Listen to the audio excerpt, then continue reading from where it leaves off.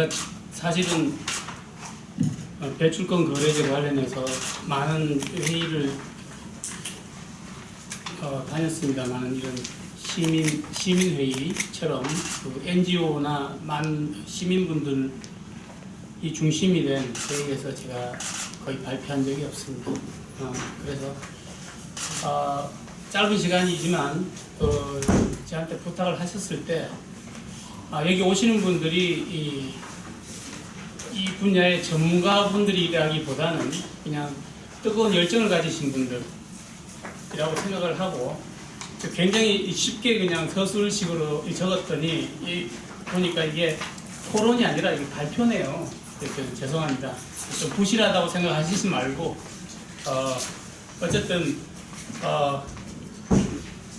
여러분들한테 제가 생각했던 배출권 거래에 대한 어떤 생각을 말씀드리도록 하겠습니다. 제목은 여기 보면 뭐 합리적 대안이라고 이야기를 했습니다만 저는 합리적 사고라는 이야기로 바꾸었습니다. 왜냐하면 사실은 배출권 거래제가 처음에 논의될 당시에 많은 국제사회에서 이 온실가스를 줄일 수 있는 방법은 여러 가지가 있는데 그 중에 특히 그 탄소세라는 조세수단과 배출권 거래제 이 두 가지를 놓고 상당히 많은 학자들이 논쟁이 있었습니다. 그럼에도 불구하고 배출권 거래제가 도입되게 된 데는 그 나름대로 많은 이유들이 있습니다. 왜냐하면 탄소세는 세제이기 때문에 어쨌든 그 조세 저항 때문에 모든 국가들이 그렇게 쉽게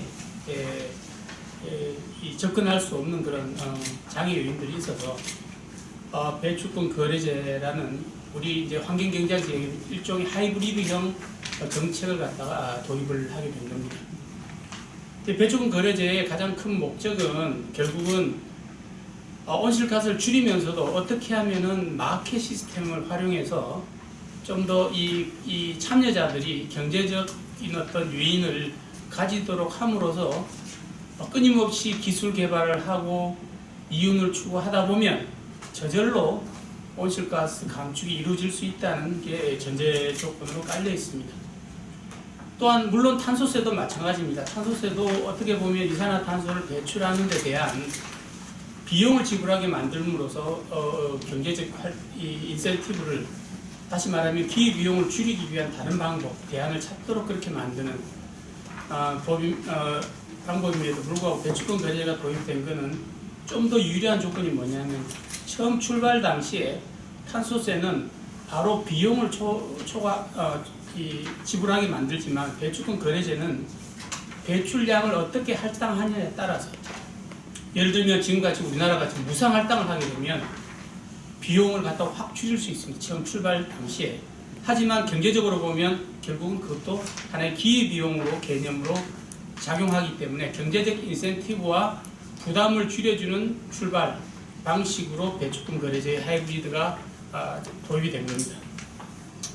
여기에 제가 보기에는 이제 배출권 거래제를 다른 걸로 어떻게 대체할 수 있느냐 없느냐는 논쟁은 이제 더 이상 할 필요가 없다고 저는 판단이 됩니다. 배출권 거래제는 뭐 결론에도 제가 말씀드렸습니다만 우리나라와 같은 상황에서는 가장 적절한 대안이 될 수밖에 없다는 생각이고요. 그러면은 배출권 거래제에 대해서 우리가 좀 더 정확하게 의미를 이해하고 그 다음에 거기에 대해서 산업계나 각 이해 당사자들이 받아들여서 그 시장에 적응해 나가느냐가 중요하지 않나 하는 생각이 듭니다. 그런 면에서 이 배출권 거래제의 진정한 의미를 간단하게 말씀드리면 지금 신문지상에 이야기 나오고 있는 배출권 거래제 우리가 국제사회에 꼭 약속한 걸 꼭 지켜야 되느냐 마느냐 이런 이야기를 하고 있습니다만은 그런 외부적인 영향이 아니라 우리나라 내 자체적인 필요에 의해서 배출권 거래제는 꼭 필요합니다. 저는 그렇게 결론을 내릴 수 있습니다. 그래서 배출권 거래제를 통해서 온실가스를 저감하는 것이 새로운 녹색 부가가치를 창출할 수 있고 그걸 시장화함으로써 우리가 앞으로 이런 이 새로운 성장 모멘텀을 갖다가 우리가 가져갈 수 있다는 게 그 진정한 의미라고 저는 판단이 됩니다. 특히 지난 정부에서 녹색 산업, 녹색 경제를 이야기를 하면서 그 핵심적인 모멘텀이 바로 배출권 거래제였습니다. 말하자면 우리가 트리거라고 이야기하죠. 새로운 정부로 넘어가면서 창조경제라는 새로운 개념으로 바뀌면서 녹색이 점점 희석이 되면서 탄소 배출권 거래에 대한 나름대로 의의를 점점 의의가 희석되지 않는가 하는 우려가 있습니다. 그래서 다시 한번 되살려보면 우리는 우리 대한민국이 갖고 있는 경제의 가장 큰 이 어려움은 뭐냐면은 자원이 부족하고 아주 농축된 성장을 통해서 환경 오염이 심각하게 되어 있고 산업 구조가 고착화되어 있는 걸 갖다가 이제는 빨리 새로운 체질로 전환시키는데 우리가 정부가 노력을 해야 되는데 거기에 배출권 거래제가 굉장히 중요한 역할을 할 수 있다는 게 제 생각입니다. 그래서 제가 질문을 했습니다. 우리나라가 과연 지금과 같은 산업 구조나 산업 체질로 얼마나 더 버틸 수 있는가, 이게 근본적인 퀘션입니다. 그런 의미에서 보면 사실 배출권 거래제 최근에 반대하는 이야기들 중에 유럽은 탄소 시장이 실패다 이런 이야기를 합니다. 선진국도 안 하는 걸 왜 우리가 먼저 해야 되느냐 이런 이야기도 많이 합니다. 저는 이렇게 이야기하고 싶습니다. 유럽이나 미국같이 자원이 많은 국가들은 오히려 배출권 거래제보다는 탄소세가 어울릴 수가 있습니다. 하지만 우리나라 같은 경우에는 이 배출권 거래제가 굉장히 더 필요하다. 왜?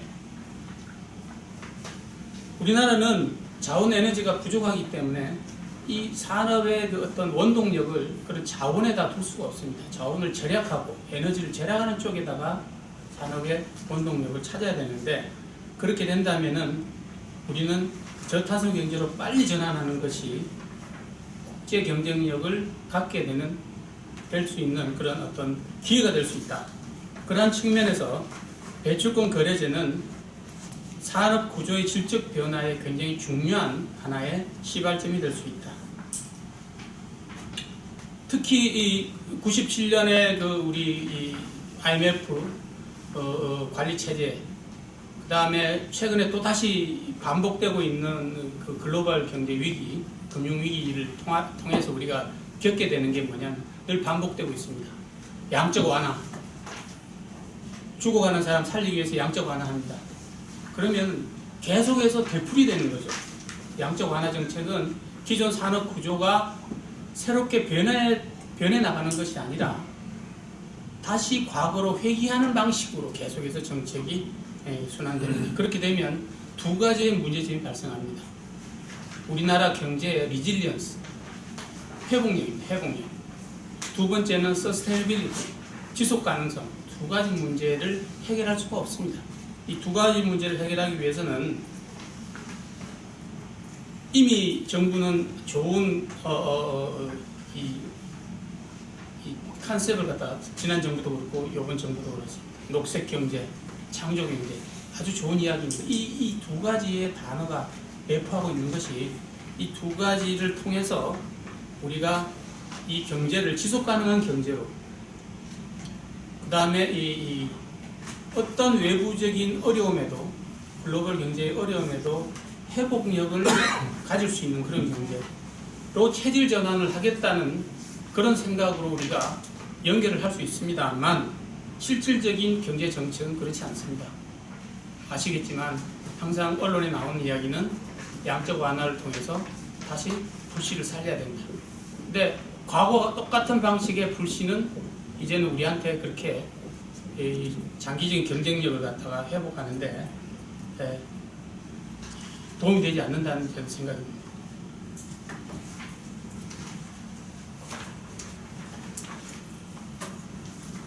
그 다음에 이제 최근에 논란이 되고 있는 BAU 문제입니다. 이 BAU의 속성을 정확하게 들여다보면요, BAU라는 것은 추정하는 겁니다. 그러니까 우리가 과거와 같은 노력을 그대로 유지해 갔을 때 앞으로 이산화탄소 배출량이 어떻게 될 것인가 하는 그런 이야기거든요. 그러면 거기에 이 BAU를 갖다가 추정을 하기 위해서는 일단 계량 모형이 만들어져야 되고 그 모형 속에서 특히 앞으로 GDP가 어떻게 변할 것이고 기온 변화가 어떻게 이루어질 것이고 여러 가지 이 예측 전제가 포함이 되고 있고, 또한 우리가 예측하는 것 자체에 통계적인 오류가 있습니다. 이 세 가지가 뭉쳐져서 BAU가 추정이 되는데 BAU의 정확성에 대해서 굉장히 논란을 많이 하고 있습니다. 당연히 2009년도의 추정치와 지금 우리가 추정하면 또 달라집니다. 왜? 시간이 흐르고 예측 모형을 갖다 하더라도 예측 전제가 달라지고 그 다음에 근본적으로 해결할 수 없는 통계 자체 예측 확률 오차가 있습니다.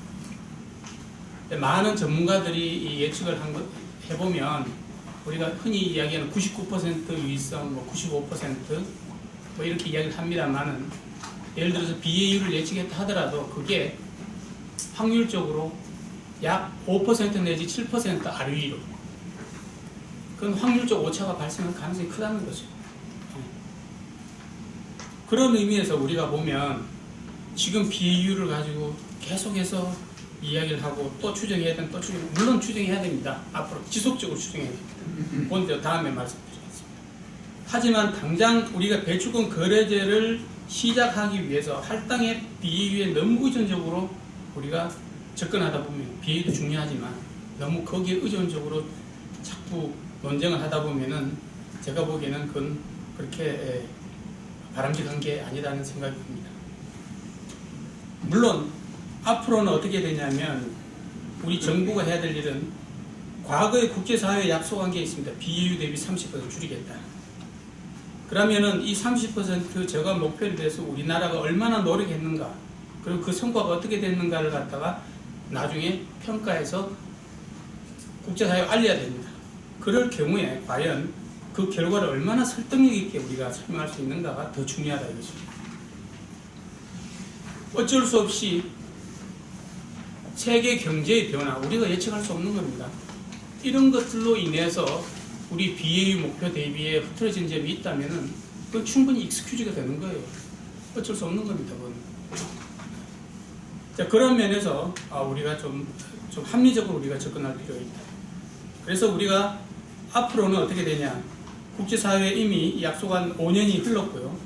그리고 이제는 5년 정도밖에 남지 않았습니다. 그럼 5년 동안에 우리가 어느 정도 우리가 약속한 BAU 대비 30% 목표에 대해서 어느 정도 성과가 있었고 그리고 앞으로 얼마나 더 노력해서 갈 수 있는 것인가는 좀 냉정하게 지속적으로 평가하고 추정을 해야 될 과제라고 저는 판단합니다. 단순히 배출권 거래를 시작하기 위한 그런 전제 조건은 아니라 저는 그렇게 판단합니다. 자, 최근에 이제 과소 할당 문제를 자꾸 이제 이야기를 해서 할당량 조정을 하자 이렇게 이야기를 합니다.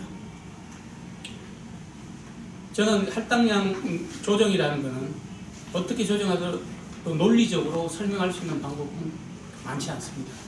오히려 제가 보기에는 적절한 예비군을 확보해가지고 앞으로 이 마켓의 이 활성화나 안정화를 위하는 것이 가장 합리적인 방식이 아닌가 하는 생각이 듭니다. 사실은 어떻게 보면 여러 가지 이야기들, 배출권 거래제에 숨어있는 많은 인프라들에 대한 이야기들이 사실은 단 소통이 부족한 데서 일어나고 있다고 저는 판단이 됩니다. 특히 우리가 쉽게 이야기하면 이런 거죠. 자, 배출권 거래제의 근본적인 목적이 저탄소 투자를 갖다가 촉진하는 데 있다면 배출권 가격을 낮추면은 제대로 투자가 이루어지겠습니까? 그렇죠? 출발 선상에서 우리가 배출권 거래제를 도입하기로 사회적 합의가 이루어졌다면 적정한 배출권 가격을 인정하고 넘어간 거라고 저는 판단이 됩니다. 그런데 지금 와서 가격이 너무 높고 가격을 최대한 낮춰도 5,000원, 몇천 원 이야기를 합니다. 이 이야기는 처음 합의할 때 논의 과정에서 서로 이해가 안 됐다는 거죠. 배출권 거래제 도입 목적 자체가 이해가 안 됐다. 어쩔 수 없이 끌려서 했다 하면 이해가 될지 모르지만 그런 면에서 배출권 거래제의 문제는 적정한 가격을 유지하는 게 중요하다. 그런 면에서 이런 적정한 가격은요 쉽지 않습니다. 왜냐하면 우리가 예측하는 세계 경기 어떻게 변할지 잘 모르죠. 유럽 시장이 저렇게 가격이 폭락한 것도 사실은 경기에 대한 예측이 제대로 이루어지지 않았기 때문에 과대 할당이 이루어진 거죠. 그러한 면에서 보면 정부가 해야 되는 일은 어떻게 보면 적절한 예비군, 정부 나중에 구매를 하든 아니면 시장에다 풀든 공급물량을 풀든 간에 거래시장에 적정하게 개입을 해서 나름대로 배추권 가격을 유지하는 정책이 초기 시장에는 필요하다. 물론 뭐 우리 김 교수님 같은 이제 시장 메커니즘에 정부가 개입하게 되면 시장이 망가진다는 걸 저도 잘 알고 있습니다. 하지만 이 시장의 특성상 어쩔 수 없는 초기 시장의 대응은 정부가 해줘야 된다는 그런 이야기를 할 수 있습니다. 그리고 어쨌든 시장이 만들어지면 루저와 위너가 존재합니다. 그렇죠? 하지만 우리가 이 제도를 갖다가 도입하려고 했던 건 뭐냐면은 루저보다는 더 많은 위너들이 존재하기 때문에 사회적 합의 플러스가 되기 때문에 우리가 이 제도를 갖다 도입하게 된 거죠. 그래서 이러한 문제들은 우리가 어떻게 하면은 처음 시작에서 이 상당 부분의 비용을 부담하게 되는 산업계 그 문제들을 갖다가 이렇게 보완할 수 있느냐 하는 측면에서 접근한다면 어쨌든 지금 과소 할당이라 그래서 만약에 예비분을 가지고 과소 할당 부분을 시장에 유동성을 공급한다 했을 때 그때 발생하는 정부의 수입을 다시 산업계에다가 리사이클링하는 방식으로 그 부분은 어느 정도 해소될 수 있다. 저는 그렇게 생각을 합니다. 그런데 그 방식이 과거와 같이 정부 주도형으로 돼서는 절대 되지 않는다고 저는 판단합니다. 공공부문 투자처럼 그렇게 해서는 안 되고요. 이제는 좀 더 이 민간 투자 부분을 갖다가 끌어올 수 있는 그런 방식으로 저탄소 투자를 갖다가 정부가 유도하는 해서 민간 부문의 그 어려움을 갖다가 어느 정도 해소해 줄 수 있는 그런 정책이 필요하다. 한 부분은 우리가 배추권 거래제만 이렇게 놓고 보는데요. 사실은 배추권 거래제에 해당되는 기업은 한 520개의 기업 정도 됩니다. 나머지 부분들 30-40% 되는 나머지 부분들이죠. 그 부분들도 이산화탄소를 온실가스 줄이지 않으면 안 됩니다. 그 부분 역할이 상당히 큽니다. 그럼 어떻게 이 배추권 거래제에 흔히 이야기하는 트레이딩 섹터와 난 트레이딩 섹터를 어떻게 연계해서 같이 노력을 할 수 있느냐. 흔히들 유럽에서는 뭐 effort sharing이라고 이야기를 합니다. 공동의 노력을 창출해낼 수 있는 거기에 핵심은 바로 상세제도에 있다고 저는 봅니다. 다양한 상세제도. 난 트레이딩 섹터에서 이산화탄소를 줄이게 되면 그걸 트레이딩 섹터에 팔 수 있도록 만드는 그런 좋은 시스템이 좀 잘 갖춰지면 나름대로 상당히 이 저감 잠재력을 갖다가 끌어올릴 수 있다. 활용할 수 있다. 이러한 상세제도는 어떻게 보면 정부가 그동안 주장한 녹색 경제, 창조 경제에 굉장히 중요한 모멘텀이 될 수 있습니다. 왜냐하면 상쇄라는 것은 다양한 창조적인 아이디어, 이산화탄소를 줄일 수 있는 많은 아이디어들, 예를 들면 신재생 에너지부터 시작해서 많은 아이디어들이 있습니다. 그런 아이디어들이 가치화되고 시장에서 팔 수 있도록 만들어주면 이거야말로 이 녹색경제 창조의 융합이 아니겠는가 하는 생각이 듭니다. 그러한 차원에서 정부가 지금 배추권 거래제 제도상의 상쇄 제도를 좀 더 좀 적극적으로 활용하도록 제도 설계가 좀 돼야 되겠다는 말씀을 드릴 수 있습니다.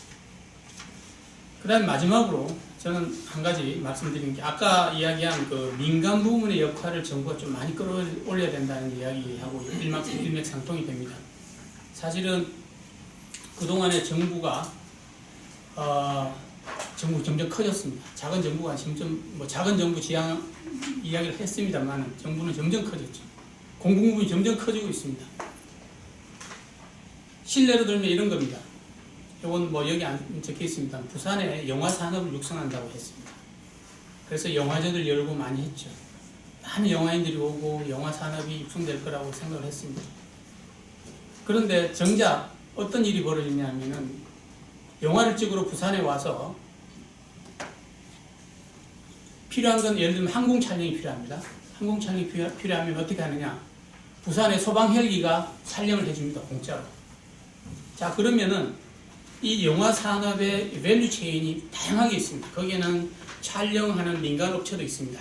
무인항공기가 촬영합니다. 촬영업체는 길 잃어버립니다. 공짜로 해주는데 누가 그걸 사용하겠습니까? 공공부문이 너무 깊숙이 들어가 있는 거죠. 시장을 망치고 있습니다. 그러한 것들이 사실은 환경 관련 공공사업도 마찬가지입니다. 그럼 지자체에 가보면 많은 공공사업들이 있어요. 정부 다 지고 있습니다. 기술은 제가 보면 1세대, 2세대, 3세대, 지금 3세대라고 한다면 1세대에서 2세대 중간 1.5세대에 와 있습니다. 처리도 제대로 안 된 상태에서 그냥 그대로 있어요. 왜 그럴까요? 민간이 하게 되면 충분히 할 수 있습니다. 좋은 기술 갖고 있는 사람들이 들어가서 하면 되는데 공공부문이 장악하고 있는 거죠. 오픈도 잘 안 합니다. 사업에 대해서 오픈도 잘 안 해요. 먹이 사슬이 있죠, 거기에. 이런 것들이 사실은 탄소 배출권 거래제를 통해서 이런 온실가스를 줄이는 여러 가지 다양한 아이디어들이 시장에서 실현될 수 있도록 자유롭게 시장 경제로 가게 되면 이런 공공사업을 민간으로 점점 이양함으로써 사실은 배출권 거래제가 근본적으로 추구하는 그런 온실가스를 저감하면서 우리 경제를 체질을 바꾸는 저는 녹색 창조 경제라고 요즘 제가 이름 붙여서 막 이야기하고 다니는데 녹색 창조 경제의 틀을 갖다가 만들어갈 수 있는 게 아닌가. 그런 의미에서 배출권 거래제를 바라봐야지 단순히 산업에 대한 규제다. 국제사회에 대한 약속을 지켜야 된다. 온실가스 줄여야 된다. 그 차원을 넘어서야 된다는 생각입니다. 이상입니다. 네, 감사합니다. 배출권 거래제에 대해서는 이제 본론으로 들어가겠습니다.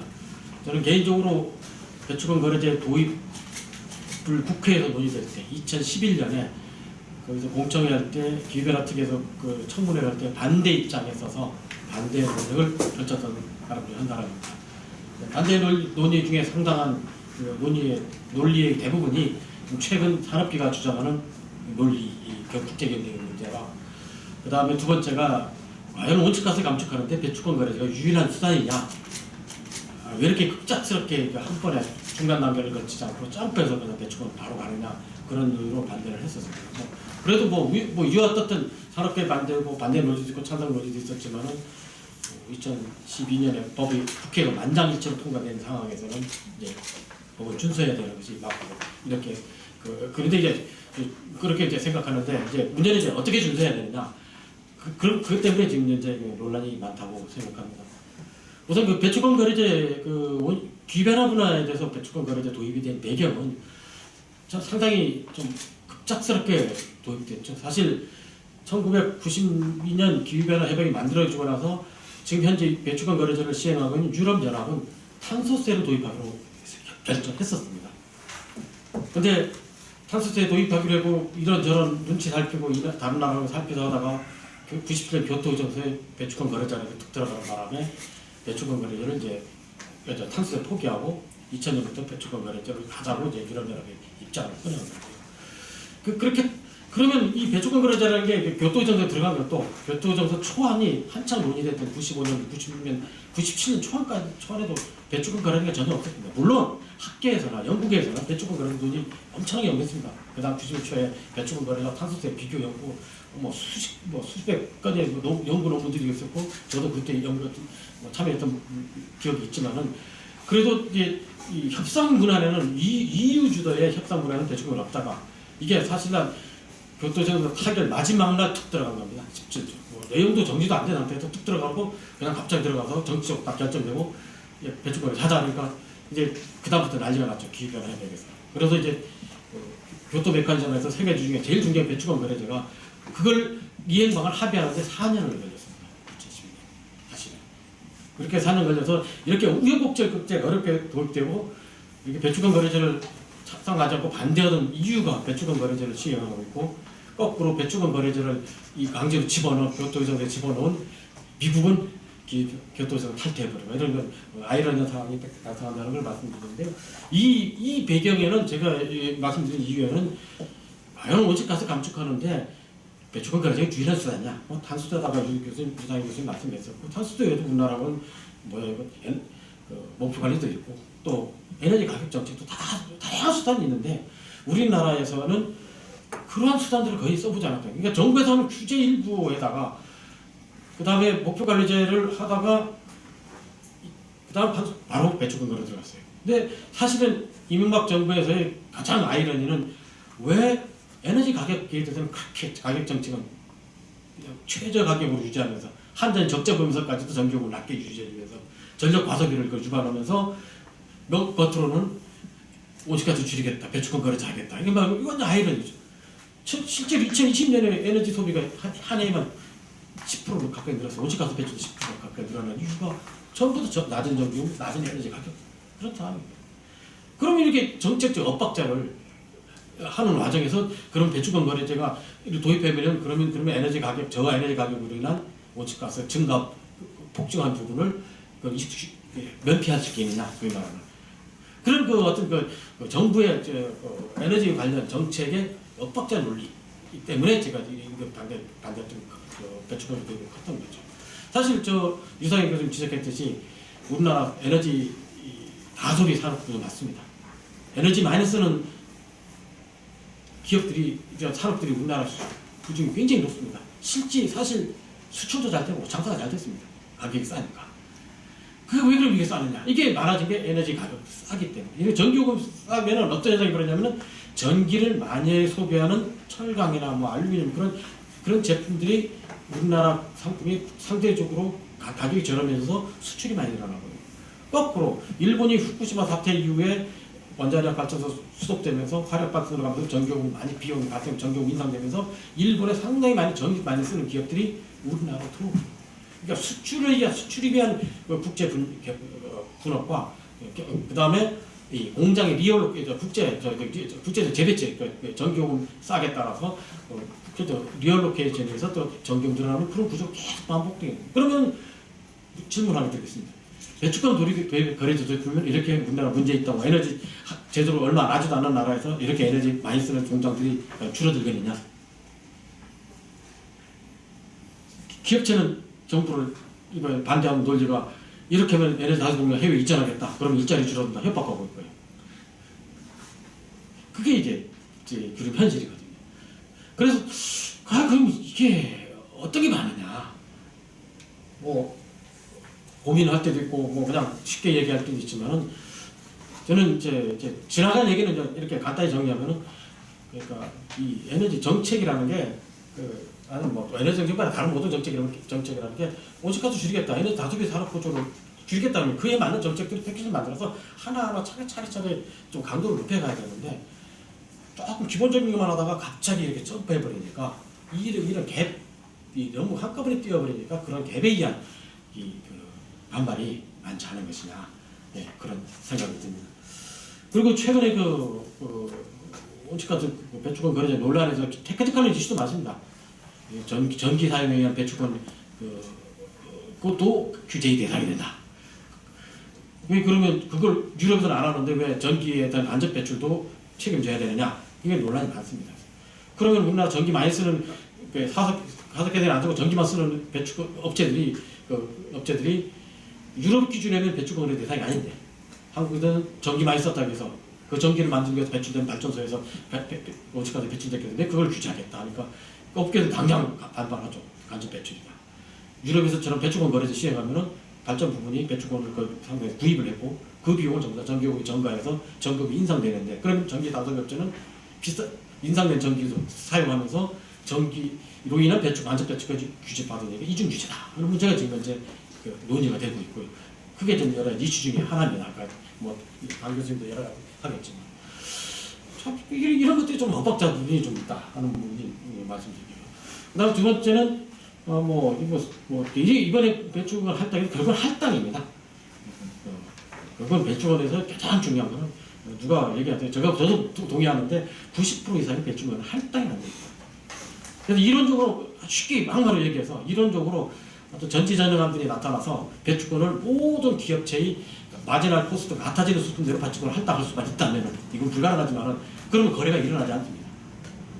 거래는 코스트와 할당 간의 미스매치 때문에 일어나는 거죠. 그러니까 어떤 데는 할당 때문에 준수하는데 코스트가 높고 어떤 데는 적게 발생하기 때문에 만들었고 그 갭 때문에 배추권이 일어나는 것이 경제 논리에서 말하는 건데 이게 할당이 중요성을 얘기합니다. 근데 지금 이제 이번에 나온 할당 계획이 아까 BAU 얘기도 하지만은 금년 1월초에 결정한 온실가스 감축 로드맵에 의해서 그것에서 기준 근거해서 할당을 하고 있어요. 그래서 결국은 어떤 탑다운 방식의 할당이에요. 국가 목표를 세워놓고 그 다음에 2년 전인가요? 업종별 감축 목표를 세워놓고 업종별 감축면에서 그 다음 그 업종에 해당되는 업체별 감축 목표를 할당해버리기 때문에 이게 과연 현실적이냐 아니냐 이거 갖고 이제 그 논란이 많은 거예요. 근데 실제 저는 자료를 있지만 온실가스 그 할당 계획 자료 환경부에서 발표한 내용들을 쭉 보면은 그 수치만 얘기를 정확히 왜 그렇다는 몰라요. 근데 제가 들리는 얘기로는 일부 업종은 이렇게 할당 전체로 굉장히 줄어든 것처럼 보이지만은 일부 업종은 할당이 이미 과다 할당을 받아서 이미 소위 말하는 그냥 너무 이행 할당들 이미 과거에 너무 부풀려서 할당을 받았다. 또 어떤 데는 이 할당량이 도저히 달성할 수 없을 정도로 적게 받았다. 이게 이제 업종별 차이가 발생하는 거거든요. 형평성, 그러니까 업종 할당의 형평성 문제가 좀 제기되고 있어요. 그러니까 쉽게 얘기하면 한 달에 규모에는 업종 얘기가 좀 어렵긴 하지만은 전력문 같은 데는 아마 유럽에서처럼 할당이 적어서 아마 그 배출권을 상당히 구입해야 되는 상황이 발생할 텐데 이런 할당 문제 때문에 생깁니다. 근데 제가 개인적으로 볼 때는 할당 계획을 보다 보니까 이 할당은 기존 대비 3% 정도 줄였다 해서 논란이 있겠지만은 그동안 목표관리제랑 그쪽 수치를 한다면 또 하나가 각 업종별로 엄청난 생산량 증가가 없다면은 큰 디자인을 하다 보는데 문제는 이기 쪽이에요. 2018년부터 2020년까지 2020년이 우리가 감축 목표 마지막 해는 30% 감축, 비례율이 30% 감축 맞는데 온실가스 감축 그 패스에 따르면은 초기에는 조금씩 줄이다가 막 말년 2018, 2019, 20년 엄청난 속도로 많이 줄여야 돼요. 그러니까 온실가스 감축 로드맵을 아까 유상현 선생님 그걸 따라서 그걸 기준으로 해서 합당한 방식으로 업종을 할당하게 되면은 사실상 우리나라 기업체는 그걸 준수할 수 있는 기업체 없을 거죠. 저 개인적으로는 비율 대비 30% 이번에 금년 초에 발표한 온실가스 감축 로드맵 정부에서 통과됐지만은 개인적으로는 그건 달성이 불가능한 수준입니다. 그러니까 그러면 이게 아까 문제니까 달성이 불가능한 수치를 가지고 감축 목표를 그냥 밀어붙이겠다 하는 그 밀기가 아니라 이기제 2018년부터 그런 시그널을 정부가 고수한다 그러면은 기업체 반발이 당연한 겁니다. 사실 할당이라는 게 도저히 그런데 너무 이걸 기정사실 해버린 정부 자세도 조금 좀 문제예요. 이거 조금 융통성 있게 해서 저는 안 되면 사실 발 빼서 여지도 국제사회에서 왕왕 일본도 후퇴하고 미국도 발 빼고 왕왕 후퇴하는 경우도 나타나는데 이걸 완전 배수진 치고 그냥 이것이 그냥 건강옥정 그냥 밀어붙이는 정부의 태도도 조금 문제가 있다. 세 번째는 아까 여러 번 얘기했지만은 BAU 산출 과정에 불투명성 그리고 소통의 부족. 2009년에 BAU가 나왔지만은 그거에 근거해서 2011년인가요? 12년인가요? 업종별 할당량 나올 때도 그냥 연달 갑자기 툭 나왔어요. 내부에서 하나 본 게 없었어요.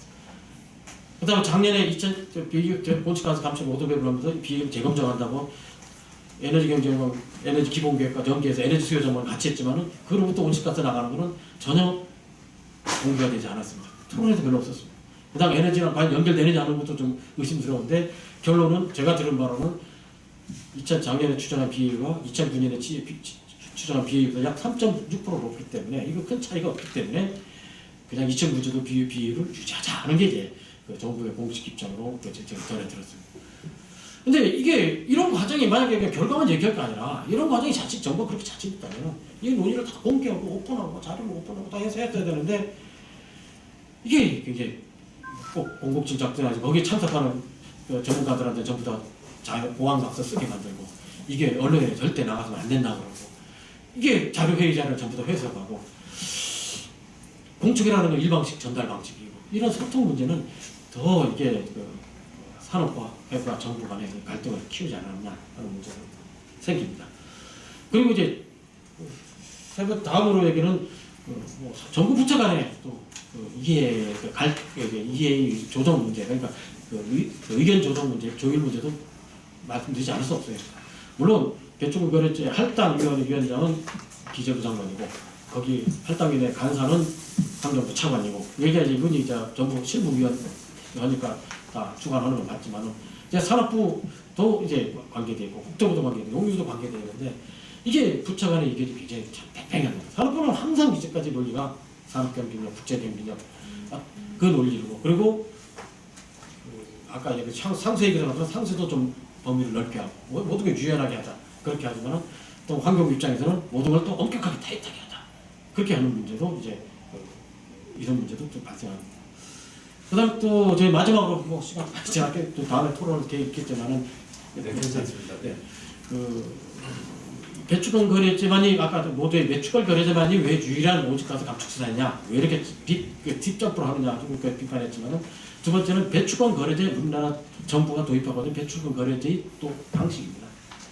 배추권 거래제가 뭐 전 세계 여러 나라 시행하고 있다고 환경부는 주장하지만은 우리가 지금 도입하는 채택한 배추권은 EU 모델을 가장 제가 보기엔 스트릭트하게 엄격하게 이제 적용되는 EU 모델을 가지고 왔는데 그 외 호주 모델, 뉴질랜드 모델, 뭐 미국의 뭐 개별적으로 하고 부분적으로 하고 있지만은 알지자나 캘리포니아 모델 이거 그런 데를 들여다보면 EU보다는 좀 덜 엄격한 제도예요. 할당이라든가 호주 같이 아예 그냥 이쯤 탄소트처럼 뭐 만들어진 세금처럼 일종의 세금처럼 만들어진 제도라든가 그래서 왜 처음부터 이렇게 세게 나가나? 그럼 배추권으로 처음에 그러면 조금 플렉서블하게 융통스럽게 덜게 했다가 나중에 차차 강화하는 방법이 있지 않느냐 이런 부분도 이제 조금 얘기할 수 있는 부분입니다.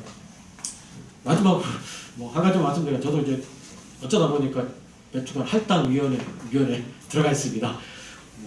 6월 초에 위촉장을 받고 6월달에 진짜 며칠 회의입니다. 통과가 연기됐습니다. 3번을 6월달에 3번을 진짜 연기를 받았습니다. 그리고 장관 그 사이에 장관 할당위원장인 기재부 장관이 교체됐고 교체된 이후로 한 번도 회의한다는 통보를 못 받았었는데 모르겠습니다.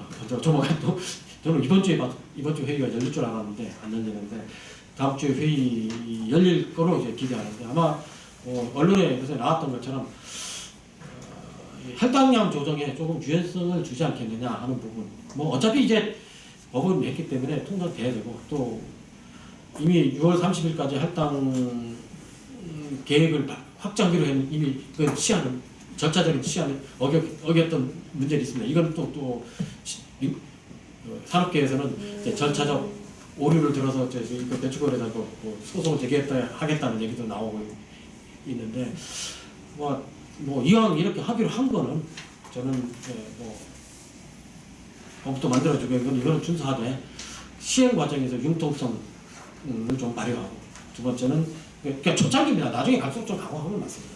그 다음에 소통을 많이 잘했으면 좋겠어요. 정부 부처가 정부와 기업체가 정부와 민간과 요새 가끔 할당량 가지고 루머만 들리지 좀 확정된 보도자료 정부 공식 입장이 나오지 않고 있습니다. 지금은 이제 회동했다 뭐 얘기가 나오고 이런 부분이 좀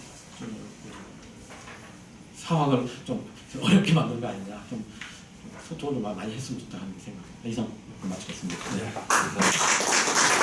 감사합니다. 다른 사회 시민회의에서 이렇게 좋은 자료를 마련해 주셔서 이런 중요한 이슈에 대해서 같이 고민해 볼 수 있는 그런 시간이 또 나와서 토론할 수 있어서 영광을 생각합니다.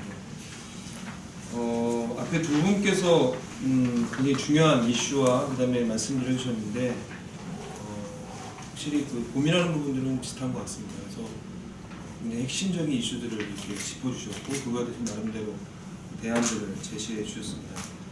배추권 거래제라는 개념 자체는 뭐 여기 오신 분들은 이미 기본적으로 아실 거라고 생각하지만 사실은 굉장히 어려운 부분이죠.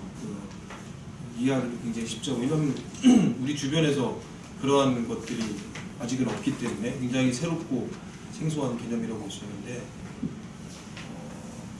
배추권 거래제가 기본적으로 도입되려면 우리가 어떤 고민부터 시작이 된 거냐면 계속 우리가 성장을 해오면서 환경은 그에 따라서 이제 계속 어떻게 보면 계속 포기돼 왔었죠. 그래서 환경이 악화되고 이 주변이 뭐 훼손되고 다양한 생물 다양성들이 없어지고 더 크게는 글로벌리는 기후가 이제는 어떤 시스템이 역할을 못할 정도로 망가지고 그래서 여러 가지 기상재해들이 발생을 하니까 이러한 그 성장과 환경의 어떤 이런 깨진 밸런스를 좀 맞춰보자.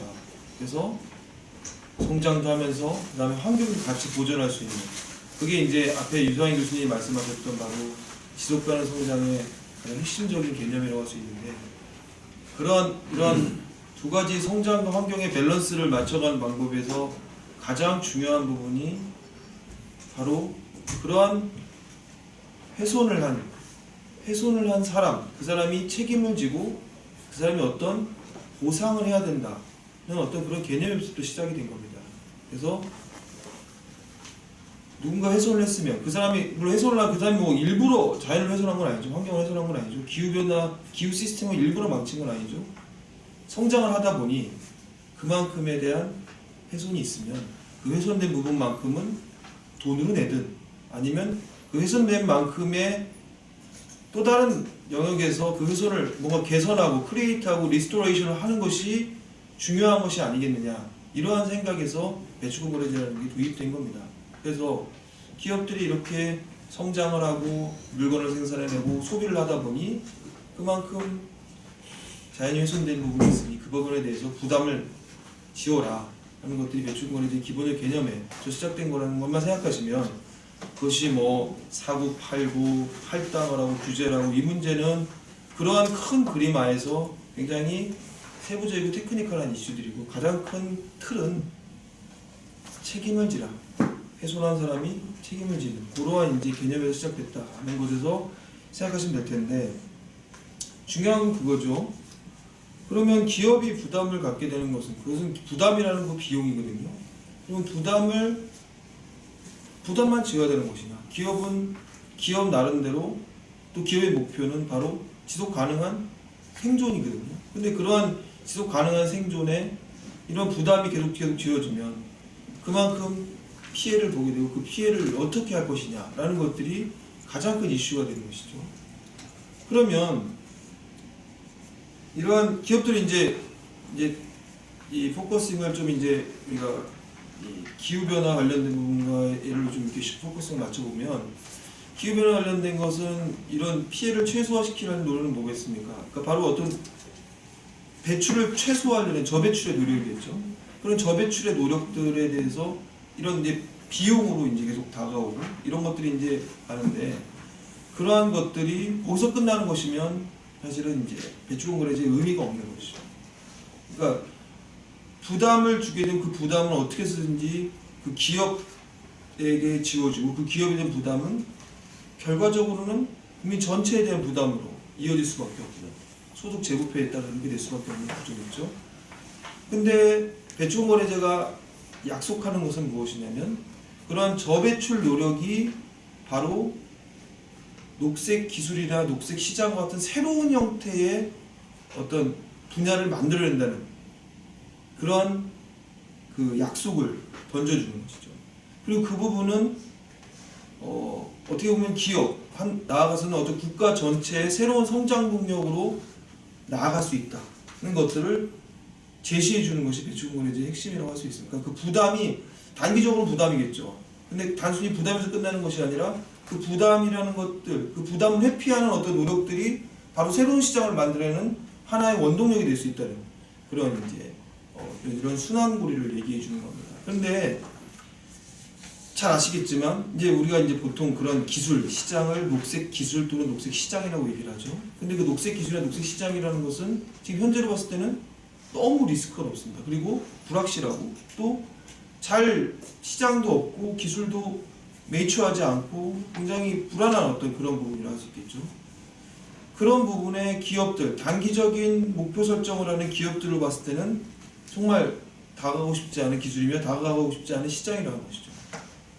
그래서 그 부분에 있어서 정부가 그런 리스크를 쉐어링하고자 하는 노력들, 그래 그런 리스크가 존재한다. 하지만 그 시장이 매출할 수 있도록 정부가 계속되는 어떤 지원과 투자를 해주겠다라는 그 약속이 함께 됐을 때 그러한 분야들이 새로운 성장 동력, 그게 바로 지난 정권에서 얘기했던 녹색 성장이며 지금 현 정권에서 얘기하는 창조 경제의 같은 흐름에서의 그림이다라고 보시면 되겠습니다. 그래서 지금 몇 가지 말씀을 드렸는데 이러한 큰 고리고리 하에서 뭐가 중요하겠습니까? 기업들은 정부의 이런 약속을 믿어야 되는데 그럼 믿을 수 있도록 해줘야겠죠. 이러한 단기적인 부담이야. 하지만 장기적으로 너에게 성장 중이 될 수 있어 라는 이런 부담을 이겨낼 수 있는 약속과 그거를, 그리고 또 하나의 그건 뭐죠? 그러한 리스키한 시장과 기술이 충분히 매치될 수 있도록 정부가 계속되는 지원과 그거에 대한 리스크 쉐어링 할 수 있는 금융적인 시스템이나 이런 것들을 통해서 만들어줄 수 있는, 그것이 될 때에만 배추권 거래자가 워킹을 하게 되는 것이죠. 그런 부분들이 없으면 배추권 거래자는 단지 그냥 부담에 끝나고 부담은 국민 전체로 미칠 수밖에 없는 그런 아주 안 좋은 제도가 될 수밖에 없는. 그래서 그러한 여러 가지 그 고리 그 링크해서 정부 역할들이 굉장히 중요하다. 그리고 지속적으로 할 수 있다는 건 뭐죠? 뭔가 정부가 기업에게 신뢰를 줄 수 있는 방법은 뭔가 지속성이 있어야 되고 투명성이 있어야 되고 그리고 명확해야 된다는 거죠. 로드맵이 정확해야지 기업이 들어가는 것이죠. 그 로드맵의 사회의 모든 부분에서 기업들에게 공개가 돼야 되는 거죠. 그리고 그것이 정권의 변화에 따라서 변하는 것이 아니라 장기적으로 이루어져야 되는 거죠. 그게 같이 됐을 때 기업들도 따라올 수 있고 모든 국민들도 따라갈 수 있는 거죠. 배추권 거래제 기업들만의 문제는 아닙니다. 절대 기업들만의 문제 아니거든요. 그러니까 국민들은 그냥 소비자들은 아유 그냥 뭐 광고도 물고 가고 야 니네 참 부담 되겠다 이렇게 끝나는 게 아니거든요. 배추권 거래제 하면 모든 국민이 부담을 지게 돼 있어요. 그냥 단순히 그들만의 리그가 아닙니다. 국민들 모두가 다 부담을 져야 되는데 그 부담으로 끝날 것이냐? 그럼 국민들은 불만이죠. 왜 우리에게 부담을 주어주냐? 그럴 때 정부가 얘기를 해주는 거죠. 지금 단기적으로 부담이 될 수 있으나 미래에 제시될 수 있는 너희들이 얻을 수 있는 열매는 이루어줄 수 있지 못하면 그 배추권 거래제 성공하지 못하는 거예요. 제일 중요한 부분 그래서 아까 말씀드린 대로 신뢰를 쌓는 것이 가장 중요한 부분이다. 라는 걸 좀 말씀을 드리고요. 그 다음에 좀 담론적인 얘기 말고 좀 구체적인 얘기를 좀 몇 가지 드리자면 지금 산업계에서 주장하는 그 기회이익 이슈에 대해서 조금 아까 앞에서도 두 분이 충분히 말씀드렸지만 제가 그 부분에서 좀 제가 좀 더 애드할 수 있는 부분을 말씀을 드리겠습니다. 지금 2009년에 우리가 BA를 책정을 했어요. 그래서 2020년까지 익스펜션 해가지고 그거에서 BA 대비 30%를 줄이는 거 이걸 이렇게 했단 말이죠. 자, 그런데 우리가 여기서 질문을 한번 드릴게요. BA를 2009년에 했어요. 2010년에도 해야 되고 2011년에 해야 되고 2014년, 그러니까 제 얘기는 뭐냐면 계속 그거에 대해서 2009년의 시점, 2010년의 시점, 11년에서 매년 그러면 그때 익스펙테이션을 해봐야 되는 거예요. 전망을 해봐야 되는 거예요. 왜냐하면 2009년의 전망이 2010년에 또 변했겠죠. 그거에 따라서 또 변한 거에서 익스펙테이션 해봐야 되고 2011년에도 해봐야 되고 그렇게 계속 해봐야 되는 거예요. 지금 당연히 2009년에 했던 전망에서 2010년에 변했겠죠. 그렇죠? 2011년에도 변했겠죠. 계속 그 전망치는 그 실측치는 변하는 것이죠.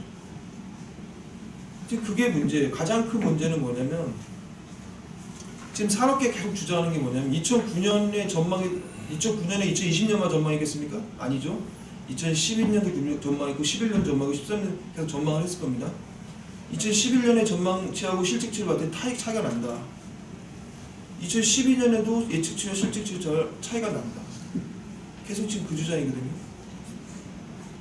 그럼 그 실측치와 예측치 간의 차이가 났을 때 그거를 얘 기반해서 BA를 새로 조정해야 되느냐? 지금 그 문제입니다.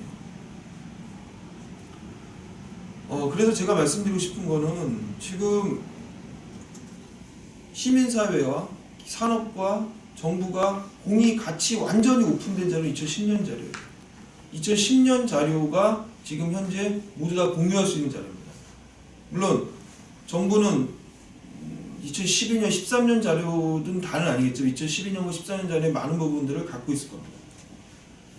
중요한 거는 뭐냐면 지금 현재 실측치와 2009년도에도 예측치 간의 그 차이를 우리가 공개돼야 되는 거죠. 얼마가 차이 나는지를 알아야 되는 거죠.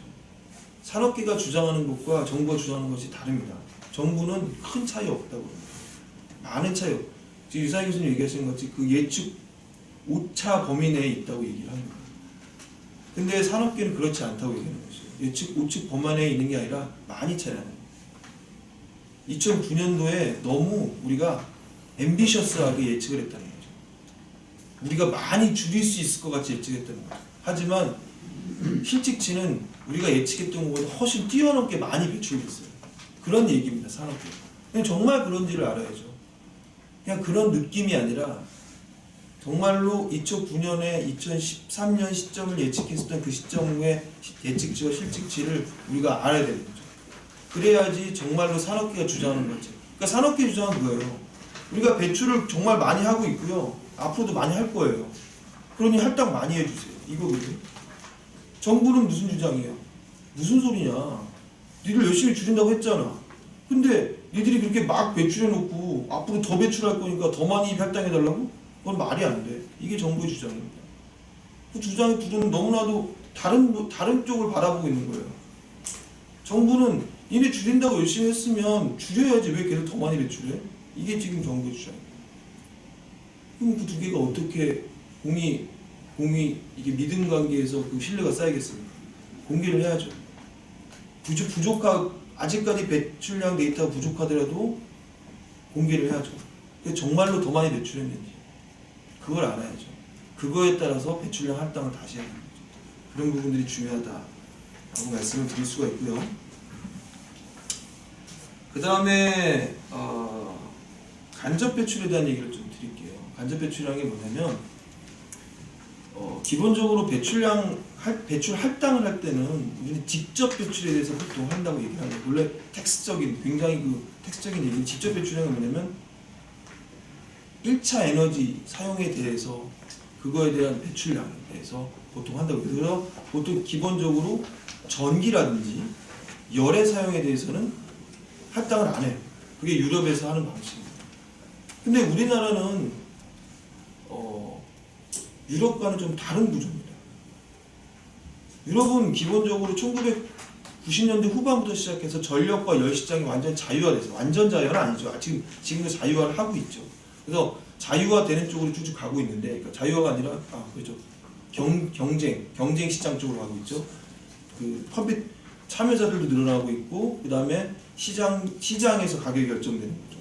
우리나라 같이 전력 시장을 정부에서 이렇게 통제할 수 있는 구조가 아니라 완전히 자유화된 시장에서, 완전히 전력 거래소 시장에서 가격이 결정되는 구조죠.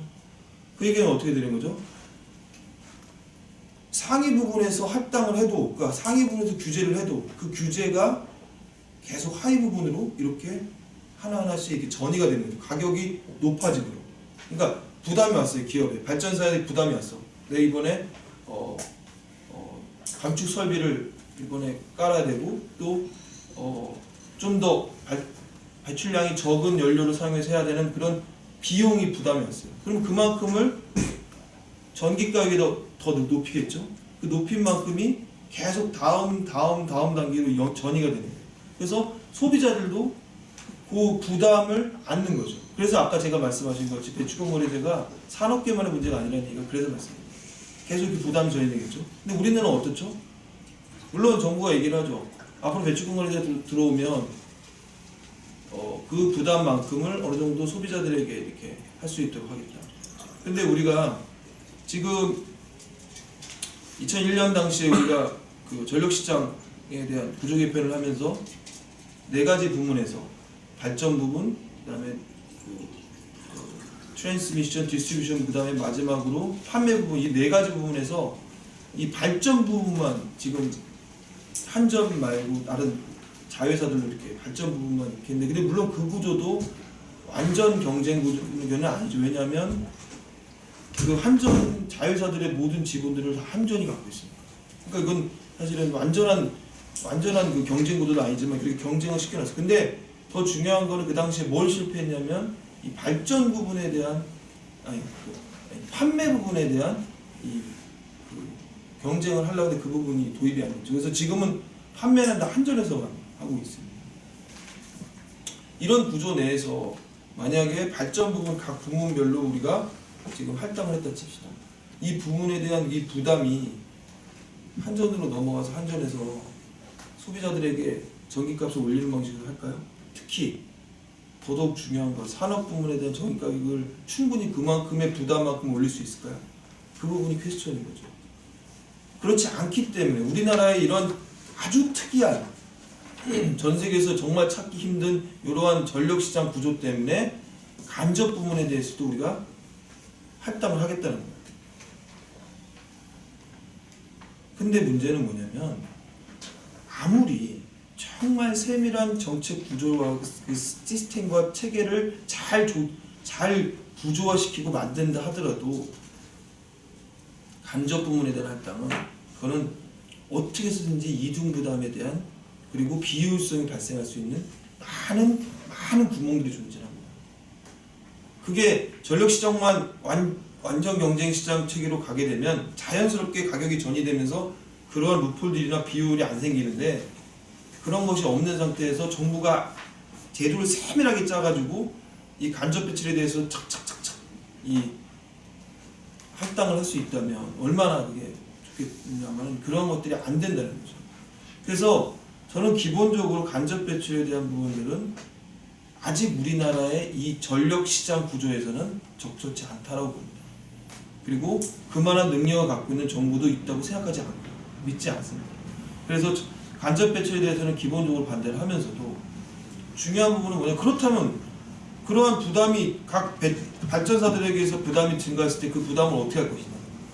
지금 우리가 지금 국가적으로 이런 전력 시장을 개방이 아니죠.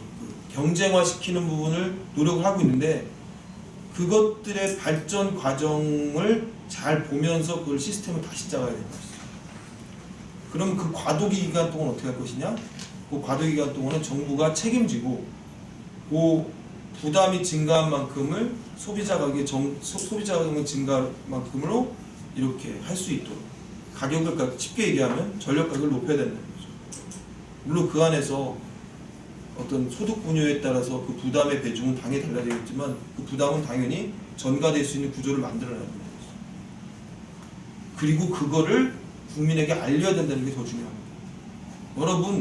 여러분 전기 가격 오릅니다. 배추국을 이제 하면요. 강 건너 불공경이 아니고요. 여러분의 전기 가격이 다음 달부터 올라요. 라는 얘기를 해야 된다는 거죠. 근데 그 왜 오르냐? 이러한 이유 때문에 오르고. 단순히 오른 데서 끝나느냐? 그게 아니고 장기적으로는 이런 부담이에요. 하지만 장기적으로 봤을 때 우리나라가 좀 더 지속 가능하게 성장할 수 있도록 될 수 있는 이러한 픽처가 있습니다. 라는 것들을 보여줄 수 있을 때 그게 가능한 것이죠. 그거를 이제는 설득해야 될 단계가 되는데 그 설득을 하지 않고 계속 산업개혁만 싸우고 있는 거예요. 더 중요한 거는 국민을 설득하는 게 있는 거예요. 그 부분을 좀 말씀드리면서 제 토론을 마치겠습니다. 감사합니다. 네, 감사합니다.